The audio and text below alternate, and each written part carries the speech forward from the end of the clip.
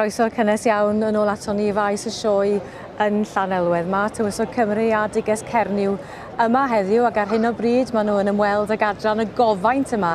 Yn addas iawn ydy gwir oherwydd yn y man mi fydden nhw'n dadorchuddio gwaith cerflunwaith Robert Rattray o Grug Hywel. Mae wedi creu cerflun sy'n edrych dros y prif gylch.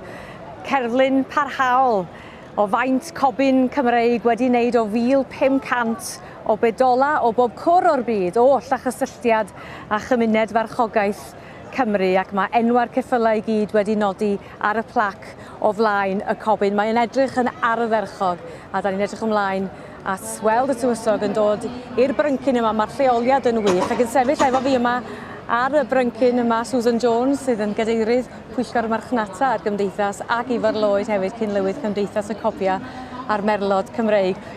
Mae'r foment yma i nodi'r camlwyddiant Ifar bownd o fod yn un pwysig eithriadol i chi weld y cobyn Cymreig yn nodi'r canmlwyddiant. Wel, beth arall allech chi gael yn yw.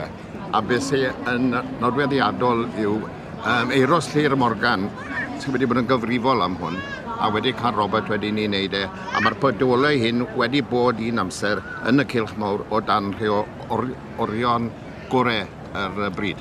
Ie, fel ni'n dweud, 1,500 o bedola i gyd. Ac o'n i'n gweld pobl yn edrych achos mae henwa nhw gyd wedi nodi. Hynny di, mae yna stori i bob un o'r pedola yma'n does. Mae'r hanes mor gyfoethog. Oes, wy'n cofio yn 1983 ennill cwpan y Frenhines, mam y tywysog fydd yn dadorchuddio heddi, ynddo fe? A mae'r heoi ffodeolau hi yn y gwaith yma, ynddo fe? Beth ydy arwydd y cad yr ymweliad yma i'r Gymdeithas, Susan? Wel, yn sicr, da ni'n ffodus iawn o gael yr ymweliad a bob peth arall sydd yn digwydd oherwydd y canfed sioe. Mae hi llawer iawn o bethau yn mynd ymlaen. Wrth gwrs, mae hwn yn gampwaith yn dydy. Mae Euros wedi wel, dim yn fos wedi greu, ond Robert wedi greu. Mae'n anhygoel ac yn emosiynol iawn hefyd, fel ydych chi'n dweud yn gynharach, mae yna stori tu ôl i'r pedolau mae gyd. Dwi wedi darganfod bore yma bod yna 2 pedol o fferm drws nesau lle dwi wedi fy magu, so mae hynny'n neud yn sbesial hefyd, ond yn sicr mae o'n gampwaith werth i weld yn dydy. Ydy, er tywysog rwan yn cyfarfod ag Euros Llyr Morgan. Fo a phobl ifanc y Gymdeithas sydd tu cefnu hwn, mae hynny'n beth mor braf hynny di, da ni'n dathlu y canfed sioe, ond rwsyd mae'n golygo ni ymlaen tydi Ifar. Wel, beth sy'n ffodus iawn, Euros oedd y llys gennad ifanc amser o'n ni'n llywydd, a nath ysbrydoli y bobl ifanc eraill i gyd yn y Cymdeithas ni, a unwaith bod Euros yn rhoi i feddwl at rhywbeth mae yn y gyfrwng ni, ynddo fe? Ac yn nes ymlaen, mi fydd 'na arddangosfa, a mae Euros yn gyfrifol am honno hefyd yn y prif gylch i nodi'r canmlwyddiant. Fydd hwnnw yn dipyn o extravaganza gerddorol. Mae yna canu contemporary, cerddoriaeth hyn, ac mae yna bob math o dawnsio hefyd yn mynd ymlaen, periana, hen a newydd, bob math o bethau. Mi ddylai pawb wneud ymdrech i weld yr extravaganza honno yn ystod yr wythnos. Gyfle rwan i Euros gael gair efo'r tywysog.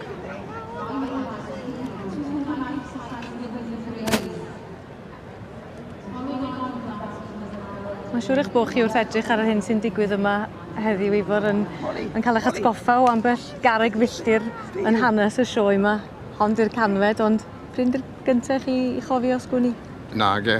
Na dim ond i'r gyntaf, par un i'r gyntaf. Yr un gyntaf fi'n cofio oedd fel plentyn bach yng Nghaerdydd yn 1953 pan enillodd yn had cwpan tywysog Cymru am y tro cyntaf. Atgofion yn glir? Cysgu yn y gwellt. A dyna, mewn gwirionadd, sy'n hyfryd am y cerflun yma. Mae yna rhywbeth newydd hedfan uwch yn penna ni rwan, so yna bob math o bethau'n digwydd. Oedden nhw'n medru stopio hwnna, dyma meddwl. Oedd hwnna'n flypast, oedd wedi drefnu, wrth gwrs mae'r rhaglen di mynd i pwy bach o chwith rhwng gwahan. Mae yna gymaint o bethau mynd ymlaen heddiw, felly oedden nhw'n gallu stopio hwnna'n anffodus. Oeddech chi'n sôn am y sioe, yng Nghaerdydd, ydych chi'n dweud oedd hi pen ddigwyddodd hynny, oedd hi'n symudol yn doedd? Oedd pryd hynny, chi weld? Hyd at 1963, dod yma, a ddoth hwn yn safle parhaol yn 1963 yn do. A fe nes i ddangos yma yn 1963 fel wylwch chi. Dyma ddadorchuddio rwan, y plac ger bron y cobyn angerdd a ffan. Ie. Dyna'r teitl sydd wedi osod yn gwych. Arbennig. Prosiect sy'n dathlu'r gymuned ceffyla yng Nghymru a thu hwnt. Ie. Yn gwirionedd, ynde? Mae'r cobyn Cymreig y ceffyl gorau yn y byd. Sicr, dwi'n edrych ar ôl yr pafiliwn rhyngwladol a mae yna gymaint o ymwelwyr o dramor, Sela Newydd, yr Almaen, a sawl gwlad yn dod yma oherwydd y cyffylau Cymreig. Ac os da ni'n edrych ar y cobyn yma, Ifor, mae'r gola sy'n dod drwy'r pedola mae'n fyw yn dydi rwsyd? Mae'n neud e'n fyw. Mae yna symudiad i'r peth rwsyd? Odi. A mae yma am byth. A gai nodi fan hyn o fi'n credu bod y sioe wedi cymryd y penderfyniad iawn i wahardd unrhyw anifail sydd ddim wedi cael ei brechu. Mae'r rhaid cefnogi'r sioe yn hynna o beth, achos mae'n beth ofnadw i ddod mewn i frydfa.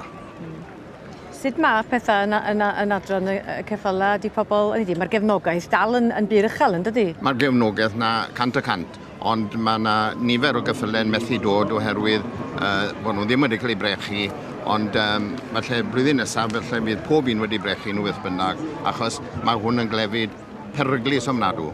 A wy'n am rhoi ar gof a chadw bod fi'n cefnogi y gymdeithas 100%.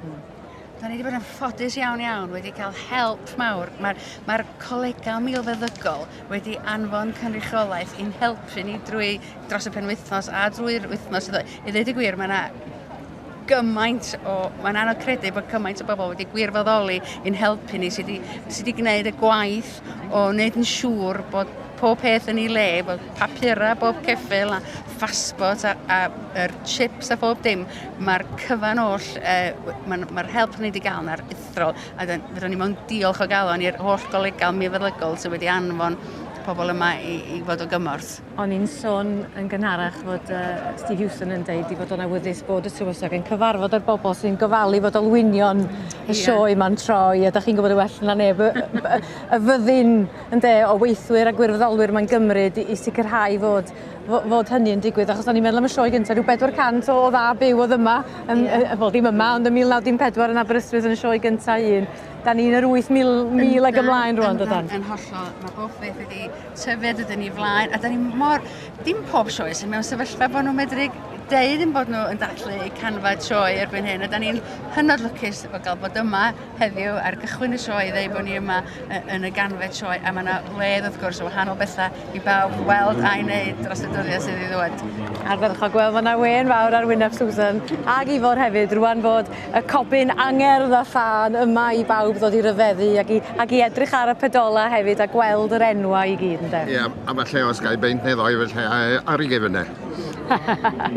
Diolch i'r ddau i chi am eich cwmni wrth wylio'r dadlchuddio. Mae'n foment fawr yn dydi, foment bwysig. Hanesyddol. Wel, ardderchog. Cymryd i le, yn arbennig o dda yn fanna, dydi? Ydy. Yn edrych dros y holl geffyla'r copia'r merlod i gyd yn y prif gylch. Gwych, wel diolch fawr iawn i'r ddau ohonych chi. Mae'r tywysog wedi'n gadael ni rwan. Mae'r cobyn yma i aros, o mae o bellach yn mynd tua chylch y gwartheg.